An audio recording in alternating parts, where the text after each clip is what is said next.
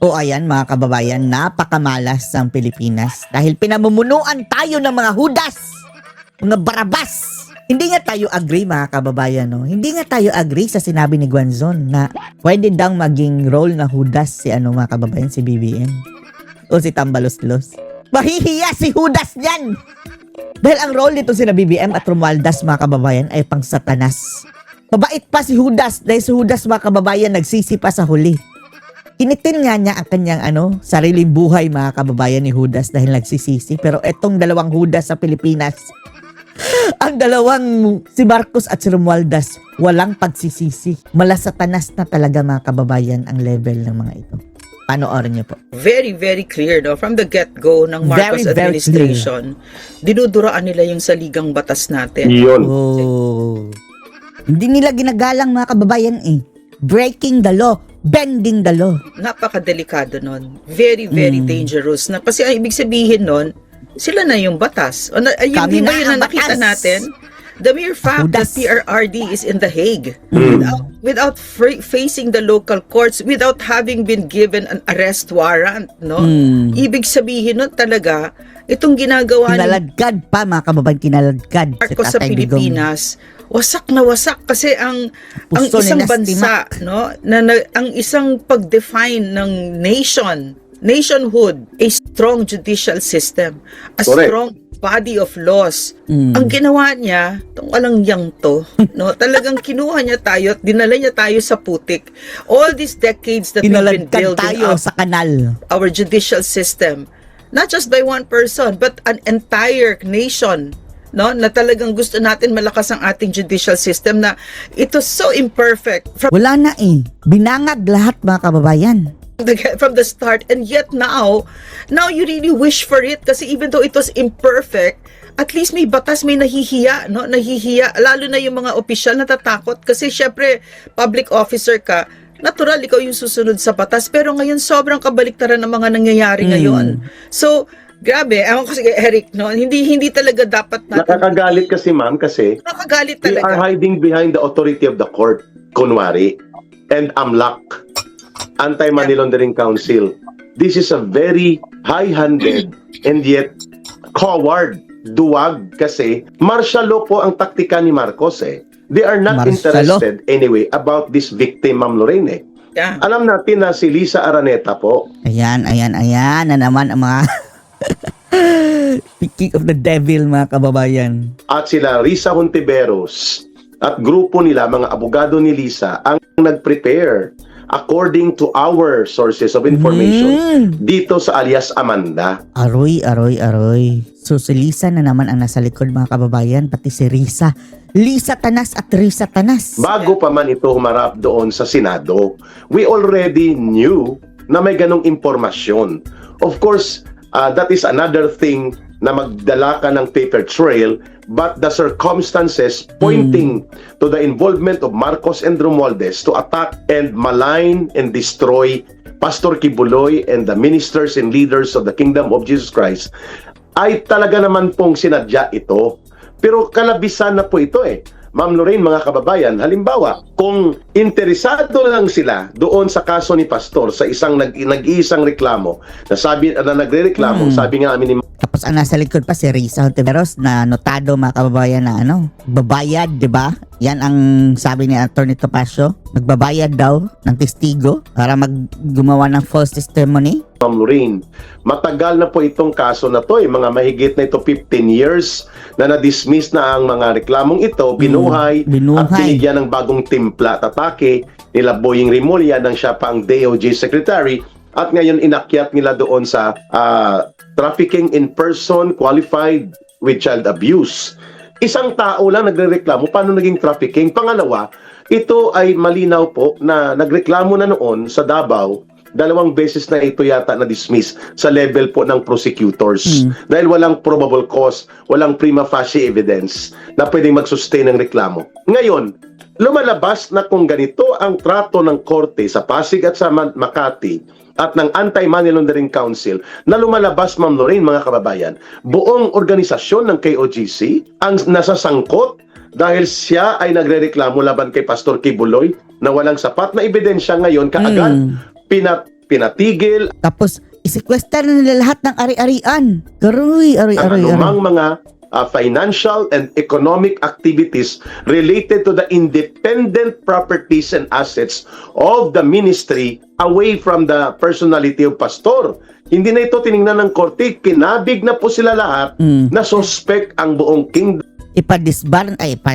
Oo, yung yung kung kakatigan niya ng korte ngayon mga kababayan, sino ang kasabwat niyan? Sabay nga na pulong pagdating ng panahon ipadisbar yung mga yan. Grabing pang-aabuso eh.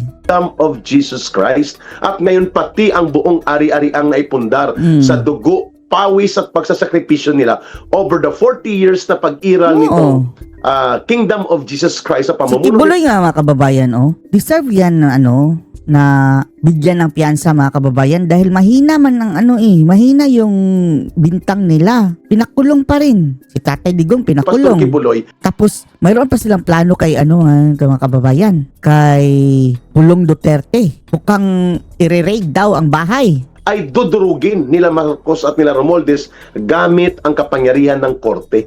Iyan ang napakadelikado. At yan ay pwedeng mangyari sa kahit kanino na siyang ginagawa nila ngayon. Laban kay Vice President Sara Duterte.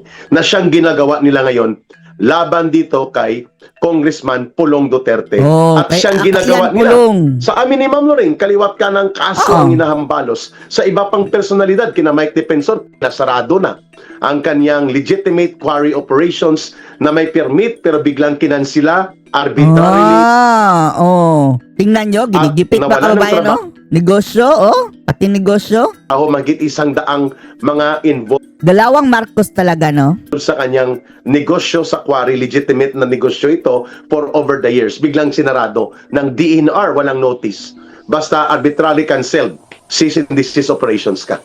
Mga kababayan, napakalubha po ito. Kung ganito rin sana, bangag ang ang tamang dalawan. gawin para ikumpiska ang pandaraya ng mga monopolyong korporasyong dambuhala sa langis sa kanilang sobra-sobrang paghuthut ng ganansya sa taong bayan at ikumpiska yan ang mga pera na yan at mga properties na yan at ibalik sa taong bayan itong mga magnanakaw at gahaman na oligarko at mga kawatan na politiko, di matutuwa sa ng taong bayan. Pero ang tinarget ninyo, matitino at mabubuting tao kagaya ni Pastor Kibuloy at ng mga miyembro ng Kingdom of Jesus Christ, Ma'am Lorraine. May dinadaan ng bangungot ang ating bansa ngayon. Dahil sa Talagang Marcos impyerno talaga? itong dinadaanan. Demonyo kasi si Marcos Ang sabi nila mga kababayan. 'Di ba? Wag naman daw sabihin na gaganap na Judas daw si Marcos. Understatement 'yan. Dahil ang role ni Marcos dito sa ating bansa Satanas, hindi Judas. Natin where ordinary citizens, innocent citizens are being harassed by public officials na wala nang respeto sa saligang batas. I like it so much when Cora Guidote, yung former DSP, said that this is the entire government is scamming the Filipino people. Yun na yun. Tama. Yun yung sinasabi ko na criminal organization na ang ating gobyerno. Ma'am, excuse me. Si Cora Guidote was a senior economic and financial analyst sa Bangko Sentral ng Pilipinas na nag-resign dahil hindi niya na malunok ang korupsyon at iskandalo na nangyayari sa loob ng BSP mismo sa mga patakaran tungkol sa financial at ekonomiya. And if our team is ready, I would want you to listen to what Miss Cora Guidote said. Sige, oo. Isa pa yan, yung bentahan ng ginto sa mga kababayan, sa Central Bank. Duda tayo, hindi lang yan ang anomalya dyan, Marami pa. Mas maganda kung may video clip para makakomentaryo kami ni Ma'am Lorraine.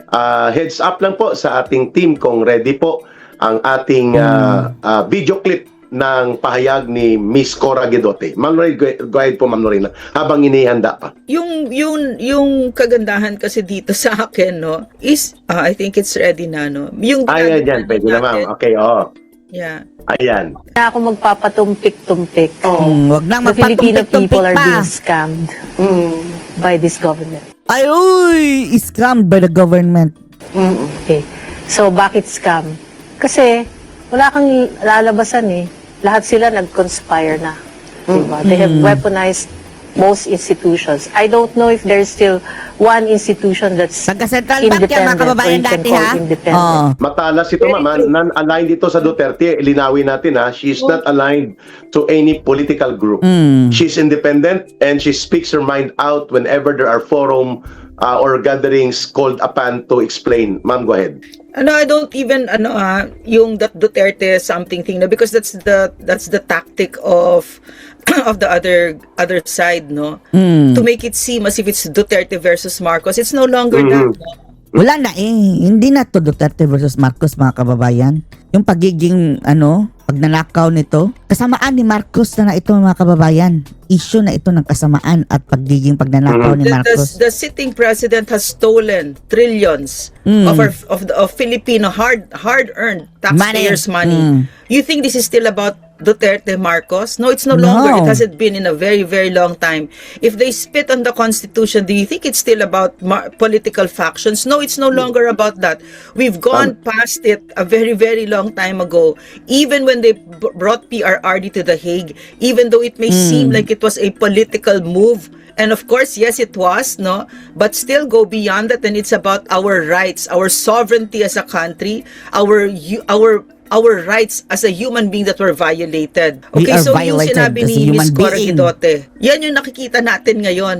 Itong gobyernong ito, scammers. At ang masaklap dito, ang gobyernong ito, kasama na niya ang komunistang teroristang Kasama na ang mga NPA. CPP, NPA, NDF, mga operators nila, ang CPP, NPA, NDF. At wala tayong sisisihin dito kung hindi si Bongbong Marcos. Kaya dapat na siyang mag-resign. Dapat siyang bumaba. Bawat Bumaba ka na Pilipino ba? ngayon, ang moral obligation ninyo, nating lahat, ay itulak siya para siya ay mag-resign kasi bawat segundo na umuupo siya dyan, tuloy ang pagnanakaw, tuloy ang pagwawasak sa Pilipinas, tuloy ang pagwawasak sa saligang batas. Ang isang bansa na wala ng saligang batas ay parang banana republic na, no? At yan, dyan na tayo Bangag Republic nung talaga. kinaladkad nila si PRRD sa The Hague. Napakalinaw na wala ng saligang batas. And in so many ways, no, yung in-enumerate dito ni Eric, kahit kami ni Eric, marami kaming kaso dito. Yeah. Libel, inciting to sedition. In all of my life, I've na-detain pa kami. No, tsaka maraming, yung kinuwento Buti naman at namatay na yung nagpa-detain sa inyo si Akop. niya, yung kay Mike Defensor na Patay na. Kinain na ng mga kababayan. Pinrito na doon sa impyerno. legitimate business. So talagang, like, Tapos yung isa pa, sabi ni Maharlika, putol na daw ang paa. Dalawang paa na putol daw. what I want to really Saklap. say is, you have to rise Tagatuwad kong. as a people above this. Pabayaan mo kung anong gusto nilang gawin. Pero tayo, the thing that we can control is ourselves. We have to remain united. Tama. And we have to be a very strong people. We have to be brave, we have to be bold, and we have to fight this together. Because yung pinaglalaban natin dito ay ang ating bansa na wala na, maliwanag na eh. Maliwanag na si Marcos. Sinabi na niya ako si Bongbong Marcos is Bangag. magnanakaw. Ako ang mastermind, ako ang master criminal ng gobyernong sindikato. Maliwanag na siya 'di ba? Correct. So dapat maliwanag No question na mga kababayan, pagiging kawatan ni Marcos. din tayo. Hindi kami papayag, hindi mo kami pwedeng salingin ng ganyan. Okay. Ma'am, speaking of sindikato, no less than Congressman Leandro Libeste nag-confirm kahapon na nasubmit na pala 2 days ago ang final report ng ICI or the Independent Commission on the Infrastructure. Itinago ni Marcos. Aroy, bakit itinago mo ba nga? Akala Walang mo hiya. gusto mong magpasikat. Oo. Ikaw ang whistleblower. Akala namin ang postura at peg mo Tinago. inosente ka. At ikaw ang crusader. Shining armor. Knight in the shining armor. Shining Shining nose ka, bangag. O bakit tinago mo sa baul? Wala, Ang mga itinago. filings na tinago, ma'am. Lutong Macau pa, itinago pa. Diyos ko, Lord. Yun ang term na ginamit. Kahit siguro mga kababayan, niluto nila yun, hindi pa rin nila matatago mga kababayan ang talagang baho ni Marcos. Meron ba? Implicate ka na naman ba, Marcos is? Ni Congressman ano Libeste. yung findings? Tinago, Hindi, wala. hindi niya ma'am inilabas. Oo. Supposedly, kung iyon ay ikaw crusader ka ng laban sa pandarambong at maparusahan ang mga magnanakaw at ikaw ang nagpasimuno na i-create ang ICI, why are you Dapat proud ka dahil ikaw siya ang nagpasimuno noon mga so kababayan. silent about the ICI report? Eric, sino ba namang Ma'am. sino ba namang may kalahating brain cells ang maniniwala na si Bongbong Marcos ay anti-corruption crusader? Hello? Siya ang patron saint ng mga kurakot. Tama. Patron Saint na kurakot. Ma'am, pero ang punto natin dito, Yeah. talagang niloko ang taong bayan. Nagpalabas pa ng pundo, I think more than 140 Another form of corruption na naman yan mga kababayan. Let's go. million pesos ang ginastos in 6 months. That's an average of almost 25 million per month, mama, Oh. para lang sa ICI gimmick. Gusto nangulimbat na naman ba mga kababayan na nag-imbestiga? All of a sudden, wala nang laman ng ICI. Pero Wala na. instead na si Marcos magpaliwanag dito, itong attack hippopotamus ni Romualdez ang gumamit nito. At kung mapapansin mo, Ma'am Noreen, Sino? Si no, Asidre? napapansin mo ito. Biglang pag-signal ni Jude Asidri Oh, mukha talagang hippopotamus na mga kababayan, ano? na inosente si Martin Tambaluslos sa ICI final report. Luther. Nag-ingay siya. Araw-araw, social media card. Araw-araw, ang mga vloggers niya, pinupuri si Romualdez na nanawagan Pinupuri? ng pagkakaisa, Diyos ko, Lord, nanawagan ng pagkakaisa ang mga buaya. nanawagan ng pagiging tama na paglilingkod sa taong bayan. Expecting siya na makakalimutan kaagad ng taong bayan ang kanyang krimen bilang mastermind sa trilyones na nawala kasama Trilyones. ang kanyang pinsan sa pagmastermind na ito, Ma'am Lorraine. Kaya yun ang binabanggit mo kanina, ito ang nakakatakot kung ang mga magnanakaw na naghahari-arian ay sila pa mismo ang may ganang mag-astang inosente at Diyos ko, Lord. tagapagtanggol kunwari ng pinagnakawan nila laban sa Basta mamamayang inosente ang mga Pilipino, hudas. Ma'am Lorraine. It's not working naman eh.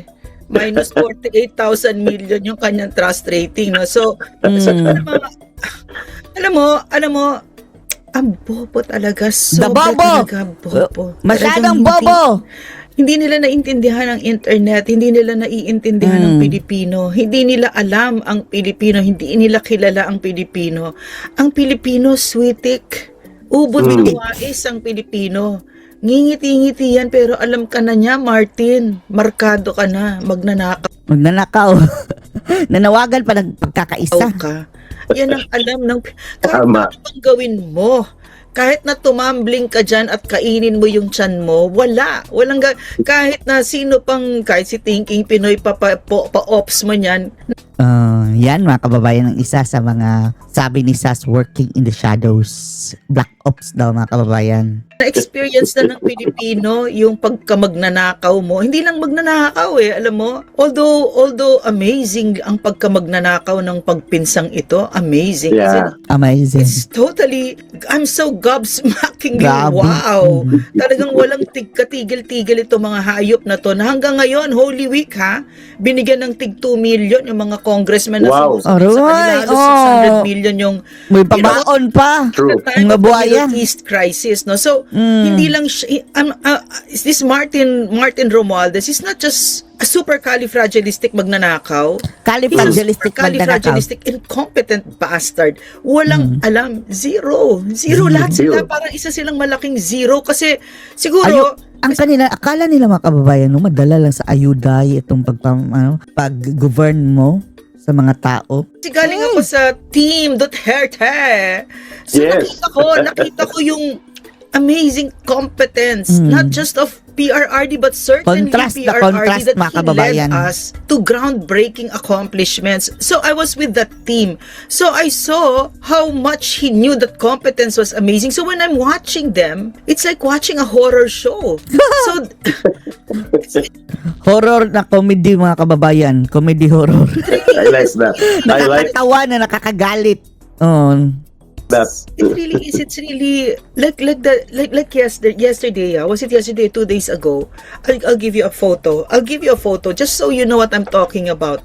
Sige, ma'am. Ang lala talaga nitong si si Marcos, Marcos. imagine, Marcos. Marcos, imagine they were asking for money, nagmamakaawa ng pera, ng oil sa Iran. ambassador ng Iran. Aha. So, nagpunta si Secretary of Foreign Affairs at saka si Garin.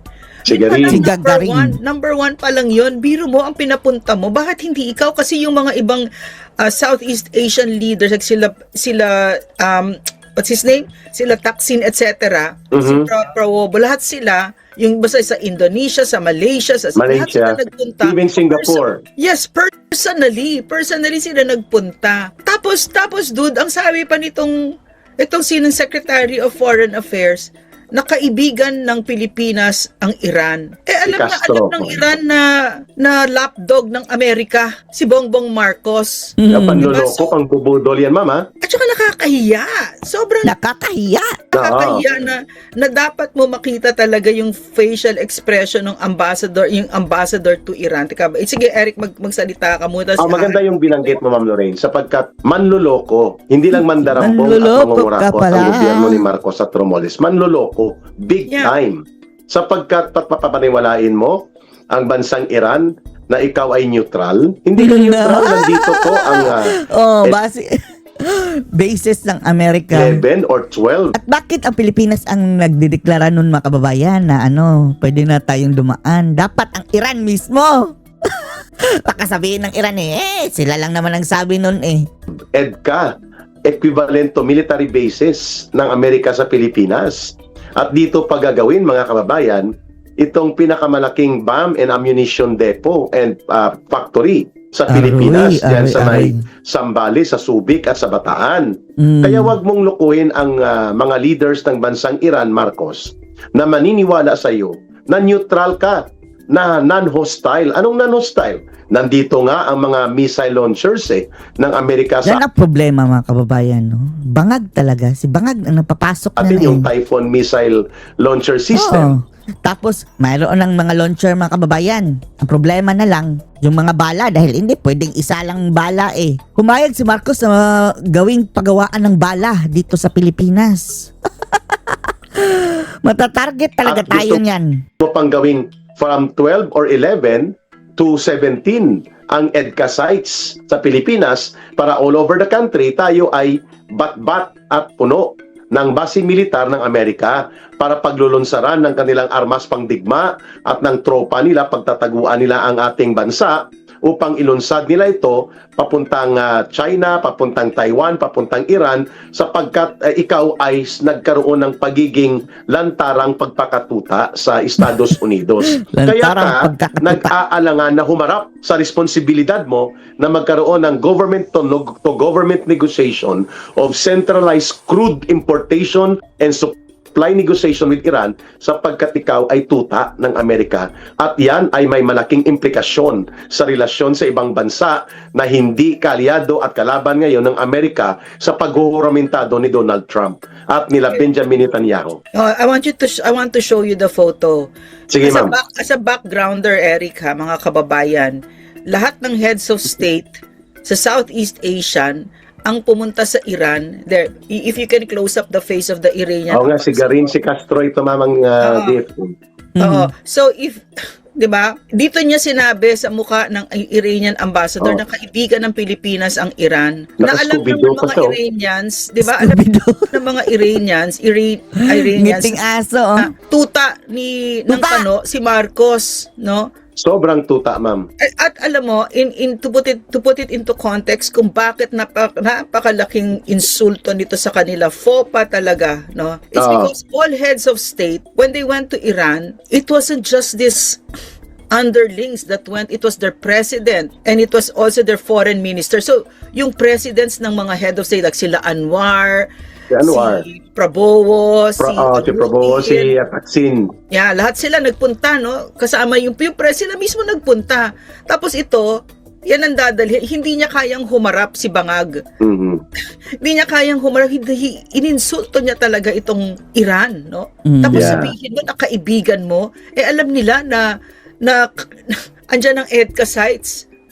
11 or 12. Tapos alam mo, kaya yung independent foreign policy ni PRRD was Oh. genius. It was the Yeah, best it was foreign genius. policy.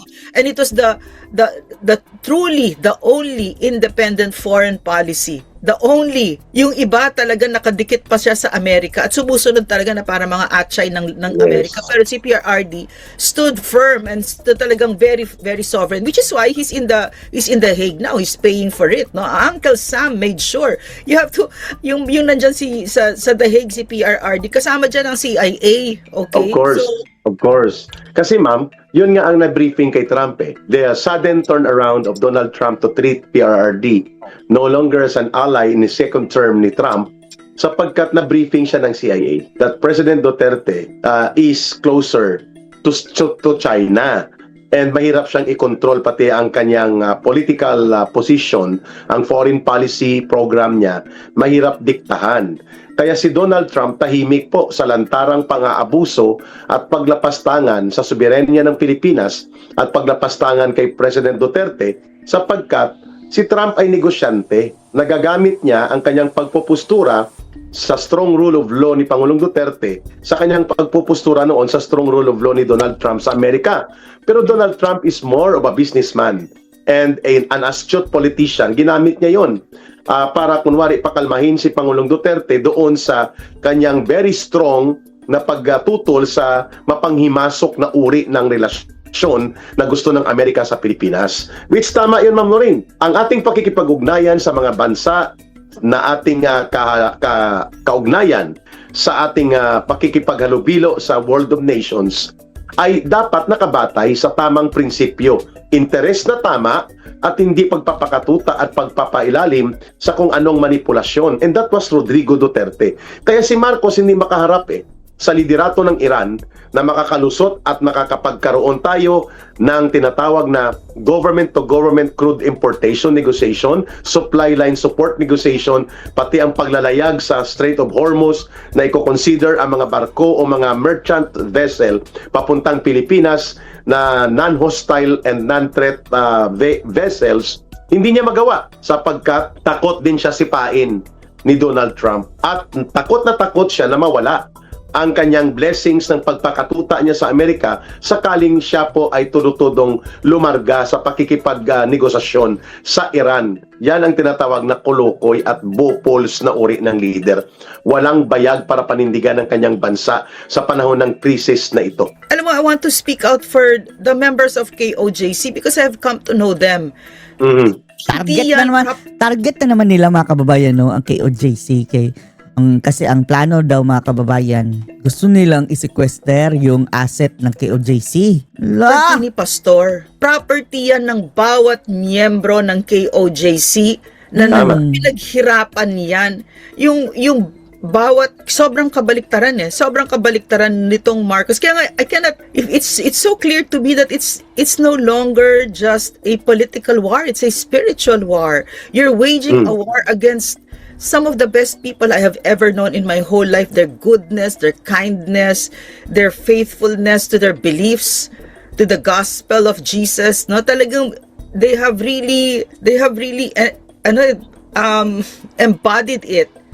Quite the opposite of what came out now with the Catholic Church, no, from the CBCP themselves. They said baliktad ang mga mga pari na ilan mga kababayan, ilan lang naman yan, pero ang iingay kasi. Tapos sa media mga kababayan, todo putak. Yung media naman, sarap na sarap ibalita mga kababayan. Kagaya nung yung kalbo na nagdala ng kabaong dati mga kababayan, Robert Reyes. The church must come out now! Now daw talaga mga kababayan para harangin ang pagka-presidente ni Sara Duterte. The right time is now. Hindi na daw antayin mga kababayan na maging presidente si Sara. Lumabas na daw ang simbahan. Punyetics na ko Lord. Yan ang mga demonyo dapat mga kababayan sinisipa dyan sa simbahan dahil nasisira ang imahe ng simbahan mga kababayan dahil sa mga pari katulad ng Kabaong Reyes at yung mga adik na pari mga kababayan. that Marcos is not hindi, they will never ask for the ouster of Marcos kasi wala naman daw ginawa. So yan, can you imagine? Wala tayong Wala. ginawa We si can Marcos, play ha? it, Eric. Terrible. No, so, Yan ang sabi sinasabi nila. ko sa aking mga kababayan, there's so many things that I want to say. But one of that is itong ginagawa ni Marcos sa Pilipinas na ngayon ay very glaring example yung ginagawa niya sa na panggigipit at pagnanakaw ng pinaghirapan ng isang kongregasyon na isang simbahan na napakabubuting mga tao, napakasisimple, na talagang Agree.